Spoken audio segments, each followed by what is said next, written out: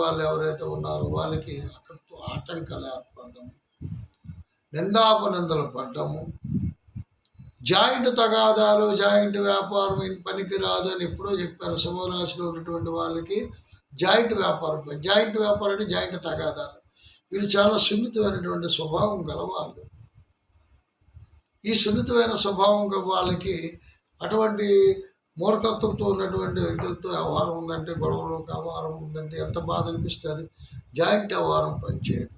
అలాగే దాంపత్యంలో ఉన్నటువంటి ఆడవాళ్ళు అంటే స్త్రీలకి ఎక్కువగా ఉన్నాడండి.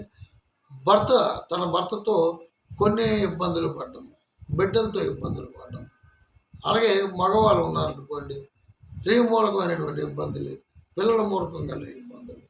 నిరుద్యోగులు ఉన్నారనుకోండి, ఉద్యోగ విషయంలో చాలా కాలయాపన జరగడం, దగ్గరికి వచ్చిన దాన్ని చేయజారిపోవడం, ఇలా చాలా ఇబ్బందులు పడుతుంటారు.